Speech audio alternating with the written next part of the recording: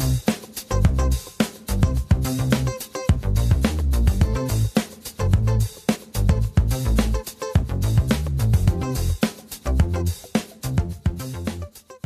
course, I will also thank the organizers for accepting my paper, which deals with the dynamics of silencing and unsilencing nature. I changed the subtitle slightly, made it Remediation of Human Nature Relationships. And for those who know me, it might not come as a surprise that the starting point of this presentation is very much embedded in Laclais-Mouffian discourse theory. I usually sort of give some of the basics, but in this case, it's actually quite important to emphasize that in discourse theory, the concept of discourse itself is defined in a macro-textual way, which means we see discourse as ideology, as representation, and not so much as language. And that difference will actually matter structurally in my presentation. I'll come back to that. The other point that I need to emphasize is that that discourse theory is very much invested in the confrontation between different discourses. There's not one stable discourse. There's actually a whole range of discourses that struggle with each other over hegemony, which, of course, the struggle itself creates contingency. Once hegemony is established, that creates stability and rigidity. And if we look at environmental ideologies, as Corbett calls it, environmental discourses, we of course can find what Corbett calls this spectrum of ideological positions. But from a discourse theoretical perspective, I would say we're looking at the battlefield itself, at the different positions that engage in struggles with each other, ranging from more anthropocentric to more ecocentric positions. I would sort of like to flesh out at the same time that what Aran Stibbe has called destructive discourses do exist, even if we can argue that there is this wide range and diversity of discursive positions. Of course, discourses do have consequences, and these consequences might be destructive towards nature, but also towards humankind. Instrumentalist discourses that define nature in relationship to the resources that nature offers to us, speciesist discourses that create hierarchies between different species, which usually ends up with the human animal standing on top of all other species. These discourses are actually quite destructive in their capacity to impact on nature. And if we look at, again, a discourse theoretical position, it is, I think, quite vital to distinguish between these macro textual discourses. Some have called them large D discourses, and actual signifying practices, the voices we have, the words we speak.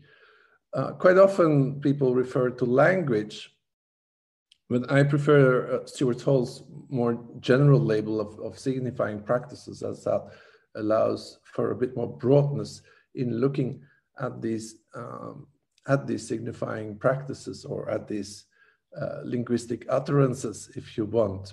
And Guy has called these little d discourses.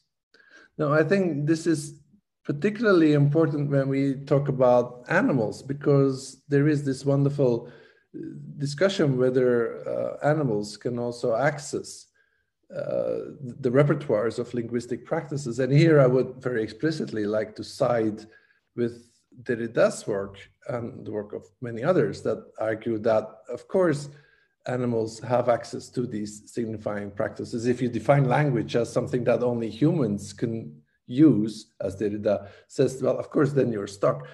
But if you use a broader definition, which is not centered on human activity, then also animals have access to these signifying practices. But the thing that I want to add is that in the definition of discourse that I'll be using, is that that animals don't have access to the creation of discourse, not in the macro-textual way that I use it.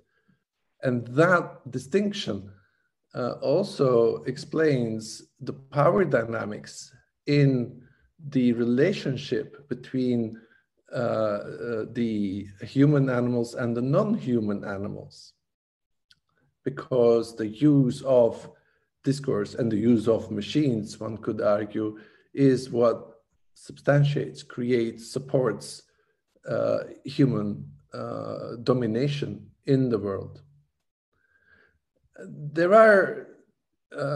There's one other point that I want to add, and just to test your visual capacities, I have this slide for you. Of course, apart from the distinction between discourse and signifying practices, I also have to point out that also the material kicks in and can play a vital role in this theoretical discussion, especially when we look at human nature relationships. Quite often we see the creation of a hierarchy between, on the one hand, discourse, or on the other hand, the material. And I would argue for a non-hierarchical logics of entanglement. And that becomes important because it also allows me to emphasize that the material also has its own agencies, taking a cue from the work of new materialists, such as Karen Barad, whose quote you can see on this screen. Now, without losing too much time, I would argue that in looking at how that human nature relationships have unfolded, the logics of silencing is quite important. On the screen, you see this magical words, Vluk 1914, the relationships with predators, especially those who compete with humans over resources, over territories. The relationship has been characterized in a number of cases by extermination. This rock is a marker where the last wolf was killed in the Czech Republic in 1914. Now, in the meanwhile, wolves have returned to the country, but in many cases, humans have silenced nature by destroying it, by literally exterminating it. But also at the level of symbolic violence, we see that these relationships have been structured in a very problematic way, actually silencing the animaux, the diversity of the animal world, by representing it in very negative, problematic ways. And we can go to the little girl with the red hood, but we can also go to other examples of popular culture, like 300, which represents the wolf as the ultimate monster, deeply threatening towards human existence. So one of the characteristics, I would argue, is that we have been silencing nature in many different ways. And my interest lies in change processes that allow us to think about unsilencing nature. And there we can take a cue, of course, from the Certeau's logics of tactics, thinking about counter-hegemonic practices that resist these dominant ways of thinking. But we can also find some inspiration with post-colonial theory, the work of Spivak about the voices of the subaltern, the work of Edward Said and his idea of writing back to empire, actually allowing these silenced voices to be heard. And of course, if you take that idea back to the logics of human nature relationships, we can see in popular culture many different variations. We can see in popular culture that this idea of unsilencing nature does play a role. And one of my favorite examples is The Hitchhiker's Guide to the Galaxy, where it turns out that the planet is actually being created by mice. but also in environmental activist discourse, we find this very strong tendency of unsilencing nature, of representing nature. Now, this idea of stewardship can be highly problematic, so we should be extremely careful in thinking through the logics of unsilencing nature, because there is a deep risk of speaking on behalf of nature and creating anthropocentric articulations. The alternative, though, is to do nothing, which so far has turned out to be quite problematic. And I would argue that there are ways of unsilencing nature, creating non-hierarchical structures based on a sense of responsibility and an ethics of care. And we can find some ground in democratic theory for that when in a democratic process we have elected a particular representation, delegated power, but we also expect these representatives to act responsibly and with empathy. We can also find some support in the logics of empowerment, where empowerment is actually grounded in redistributing power, which actually implies a collaboration between those who have stronger power positions and those who have weaker power positions. Having said that, I want to illustrate this with one particular project that I've been engaged in, which is a collaboration with the Verkfabriken, a Swedish arts center in Stockholm, and their Listen project. They invited us to come up with a workshop idea, which became the core of silencing, unsilencing nature. And we decided, because we couldn't travel to Sweden at the time, we decided to develop an educational package that would help youngsters to produce photography exhibitions that would unsilence nature. And that was tried and tested in collaboration with the Verkfabriken.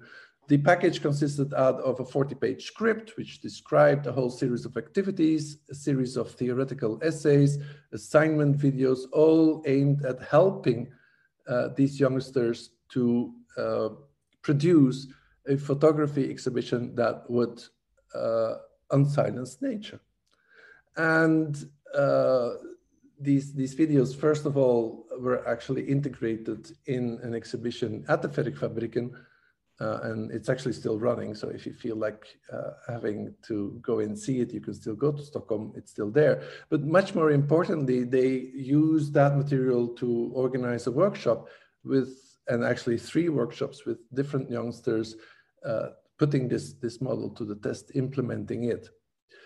And in the 2 minutes I have left, I quickly want to show you some of the results of that. One of the workshops, the one that took place in Verkfabriken itself, in Stockholm, with 10 youngsters participating and being supported by a number of arts center collaborators. I chose this one because they came up with, I think, an utterly brilliant topic.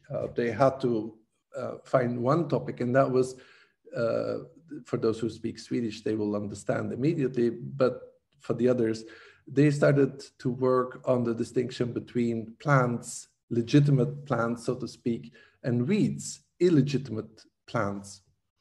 And they use photography to defend the position, empower weed, which sounds great if you put it like that. A number of these pictures worked on the logics of dichotomization, actually analyzing that dichotomy between weeds and plants and trying to overcome it, trying to problematize that discursive dichotomization. Others used a much more stronger emphasis on material agency, because they could combine titles with their photography. We got these wonderful titles of weeds that were destroyed, but not really. They produced wonderful titles as "We will grow back again, you will not get rid of us," which is actually emphasizing the material agency of weeds. And you'll find the same example here, combined with, and the last part of her text emphasizes that, combined with the invitation to resist, right? Grow, dare to grow where shapes crack, because in the cracks we thrive. And you would find a lot of photographic work that actually emphasizes resilience and adaptability. And the last picture I want to show you is this one, because I think it was actually my favorite, where we find a very strong celebration of the capacity of weeds to function in extremely toxic environment, as you can see on this picture. Again, disrupting the discourse of the dichotomy, but also celebrating the capacity of weeds to do so. So let me wrap up. I think what we were trying to do with the silencing, unsilencing nature was to strengthen a series of counter-hegemonic discourses. And I think there were three that the project impacted on. One was to disrupt the silence and the silencing of nature. The second was to disrupt speciesism by taking the position of the weed and speaking from that position, but also to show how even in the human categorization, we created hierarchies and they defended the weakest and used their photography to take that position and defend that position. But just to add one, there was a third disruption of a hegemonic discourse, which is the discourse of the arts elites. We managed together with Verkfabriken to open up art spaces so that not only youngsters, but even plants and even weeds could participate in the creation of artistic signifying practices. That's my talk. Thank you very much.